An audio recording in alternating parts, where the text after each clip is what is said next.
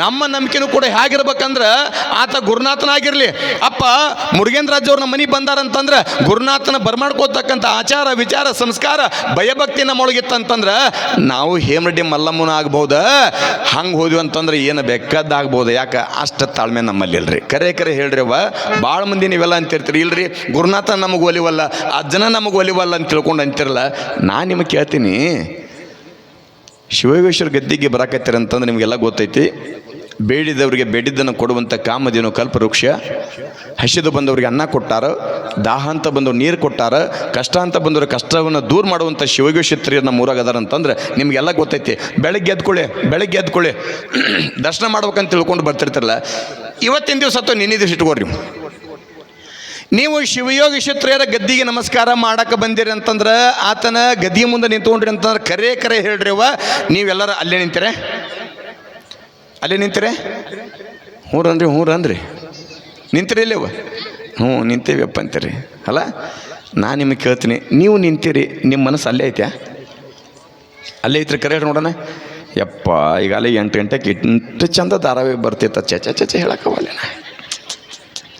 ಇವು ನಮ್ಮ ಮುರುಗೇಂದ್ರಪ್ಪ ಅವರು ಯಾಕೆ ಈ ಪ್ರವಚನ ಹಚ್ಚಿದ್ರೆ, ಯಾಕೆ ಈ ತೇರಿಂಗ್ ಗಾಡಿ ಎಲ್ಲ ವ್ಯವಸ್ಥೆ ಮಾಡಿದ್ರೆ, ನಮ್ಮ ಧಾರಾವಾಹಿ ತಪ್ಪೈತಿ ಅಂತೇಳಿ ಮನಸ್ಸನ್ನೇ ಬೇಯವ್ರು ಯಾರೋ ಏನೋ ಅಲ್ಲ. ಅದಕ್ಕೆ ಬಿಡ್ರಿ, ಬ್ಯಾಡ ಹೋಲಿ.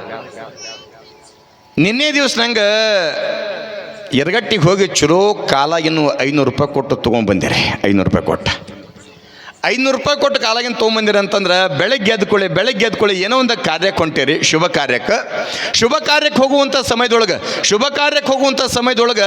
ಅಜ್ಜನ ದರ್ಶನ ಮಾಡ್ಬೇಕಂತ ತಿಳ್ಕೊಂಡು 3 ಮಂದಿ ತ್ರಿಮೂರ್ತಿಗಳ ದರ್ಶನ ಮಾಡ್ಕೋಬೇಕಂತ ತಿಳ್ಕೊಂಡು ಹಾಕ್ಕೊಂಡು ಬಂದಿರಲ್ಲ, ಅವನೇನು ಅಲ್ಲೇ ಒಳಗೆ ಹಾಕ್ಕೊಂಡು ಕೆರೆಯನ್ನು ಬಿಡ್ತೀರಿ? ಎಲ್ಲಿ ಬಿಡ್ತೀರಿ? ಬಿಡಕ್ಕಂತ ಒಂದು ಜಾಗ ಐತಿ ಅಲ್ಲ. ಕರೆ ಹೇಳ್ರಿ, ಹೊರಗೆ ಬಿಟ್ಟಿರಲ್ಲ. ಹೊರಗೆ ಬಿಟ್ಟಂಥ ಸಮಯದೊಳಗೆ ಹೋಗಿ ತ್ರಿಮೂರ್ತಿ ಗದ್ದಿ ಮುಂದೆ ನಮಸ್ಕಾರ ಮಾಡಕತ್ತಲ್ಲ. ಕರೆ ಹೇಳ್ರಿ ಅವ್ವ, ನಿಮ್ಮೆಲ್ಲರ ಮನಸ್ಸು ಅಲ್ಲೇ ಐತ್ಯಾ?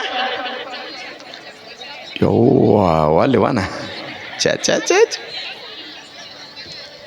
ಯಪ್ಪ ಶಿವಯೋಗೇಶ್ವರ, ನಿನ್ನೆರ ಎರಗಟ್ಟಿಗೂ 500 ರೂಪಾಯಿ ಕಾಲಾಗಿನ ಜೋಡು ತೊಗೊಂಬಂದಿನಿ, ನಿನ್ನ ನಮಸ್ಕಾರ ಮಾಡಕತ್ತೀನಿ, ಯಾವನ್ರ ಎಗರ್ಸ್ಕೊಂಡು ಹೋದ್ರೆ ಏನು ಮಾಡಬೇಕು ಯಪ್ಪ?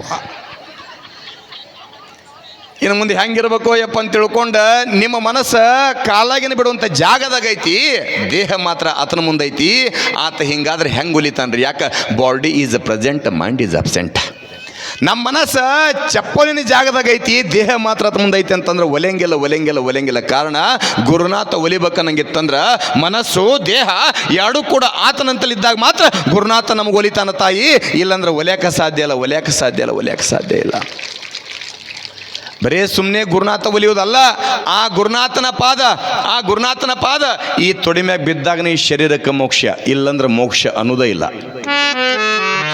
ಬರೀ ಮೋಕ್ಷ ಅಲ್ಲ ತಾಯಿ, ಗುರು ಕೊಡುವಂಥ ಲಿಂಗ ಏನದಲ್ಲ, ಇಷ್ಟಲಿಂಗ ಏನದಲ್ಲ, ಆ ಇಷ್ಟಲಿಂಗನನ್ನ ನಂಬಿ ಪೂಜೆ ಮಾಡಕಬೇಕು. ನಾವು ಹಾಗೆ ಪೂಜೆ ಮಾಡೋದಲ್ಲ.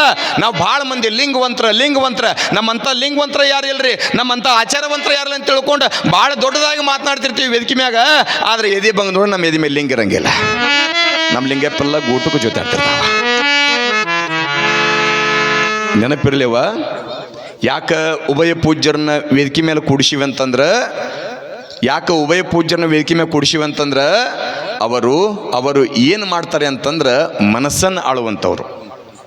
ಮಹಾರಾಜರು ಮಣ್ಣನ್ನು ಆಳಿದ್ರೆ ವೇದಿಕೆ ಮೇಲೆ ಕುಂತಿರ್ತಕ್ಕಂಥ ಪೂಜ್ಯರು ಮನಸ್ಸನ್ನು ಆತರ ಅಂತ ತಿಳ್ಕೊಂಡು ಅವ್ರ ಮ್ಯಾಲೆ ಕೂಡಿಸಿವಂತಂದ್ರೆ ಅವ್ರು ಗುರುನಾಥ ಅಂತ ಕರೀತಾರೆ. ಗುರುನಾಥ ಅಂಥೇಳಿ ಕಾರಣ ಗುರು ಕೊಟ್ಟಂಥ ಇಷ್ಟಲಿಂಗಯ್ಯ. ನಮ್ಮ ಜೊತೆಗೆ ಕೊನೆಯದಾಗಿ ಬರುವಂಥದ್ದು ಯಾವುದು ಅಂತಂದ್ರೆ ಗಳಿಸಿರುವಂಥ ಸಿರಿ ಆಗಲಿ, ಗಳಿಸಿರುವಂಥ ಸಂಪತ್ತಾಗಲಿ, ಗಳಿಸಿರುವಂಥ ಬೆಳ್ಳಿ ಬಂಗಾರ ಆಗಲಿ, ಇದು ಯಾವುದೂ ಕೂಡ ಗಂಡ ಹೆಂಡತಿ ಮಕ್ಕಳು ಬಂಧು ಬಳಗ ಬೀಗರು ಬೀಜರು ಯಾರು ಕೂಡ ಬರೋದಿಲ್ಲ ನಮ್ಮ ಜೊತೆಗೆ. ಖಾಲಿ ಹಾತ್ ಮೇ ಆಯೇಗ ಖಾಲಿ ಹಾತ್ ಮೇ ಜಾಯೇಗ. ಬರಬೇಕಾದ್ರೆ ಬರೇ ಕೈಲಿ ಬಂದೀವಿ, ಹೋಗ್ಬೇಕಾದ್ರೆ ಕೂಡ ಬರೇ ಕೈಲಿ ಹೋಗ್ತೀವಿ. ಜೀವ ಇರುವಂಥ ಸಮಯದೊಳಗೆ ಈ ದೇಹಕ್ಕೆ ಕಾಯ ಅಂತ ಕರೀತಾರೆ. ಈ ಕಾಯದ ಮೇಲೆ ಕಿಮ್ಮತ್ತ ರೇಷ್ಮೆ ಬಟ್ಟೆ ಹಾಕ್ಕೊಂಡಿವಿ ಅಂದರೂ ಕೂಡ, ಎಂಥ ದೊಡ್ಡ ಕೋಟಿ ಖರ್ಚು ಮಾಡಿ BMW ಕಾರ್ನಾಗ ಅಡ್ಡಾಡಿ ಬಂದರೂ ಕೂಡ ದೇಹದೊಳಗಿರ್ತಕ್ಕಂಥ ಜೀವಾತ್ಮ ಹೋತಂದ್ರೆ ನಮಗಾಗಿ ಒಂದು ಗಾಡಿ ತಯಾರು ಮಾಡ್ತಾರೆ. ಅದು ಬಣ್ಣದ ಚಿತ್ತರ ಗಾಡಿ ಇರ್ತೈತಿ. ಆ ಗಾಡಿ ಬಿಡ್ತಾರ, ನಮಗಾಗಿ ಒಂದು ಗಾಡಿ ತಯಾರು ಮಾಡ್ತಾರ. ಈ ಶರೀರದ ಮೇಲೆ ಕೊನೆಗೆ ಒಂದು ಬಿಳೆ ಬಟ್ಟೆ ತೊಗೊಂಡು ಹೋಗ್ತಾರೆ. ಬಿಳೆ ಬಟ್ಟೆನ ಗುರುನಾಥ ಕೊಟ್ಟಂತ ಇಷ್ಟಲಿಂಗ ಮಾತ್ರ ನಮ್ಮ ಜೊತೆಗೆ ಬರ್ತದ. ಇದನ್ನ ಬಿಟ್ಟರೆ ಬೇರೆ ಏನು ಕೂಡ ಬರುವುದಿಲ್ಲ. ಹೆಂಗ ಲಿಂಗ ಪೂಜನೆ ಮಾಡಬೇಕು ಅಂತಂದ್ರೆ ನೆನಪಿರಲಿ, 12ನೇ ಶತಮಾನದೊಳಗೆ ವಿಶ್ವಗುರು ಬಸವಣ್ಣವರು ಒಂದು ಪ್ರಾಣಿಗೆ ಮೊದಲು ಮಾಡಿ ಲಿಂಗ ಕಟ್ಟ್ಯಾರ.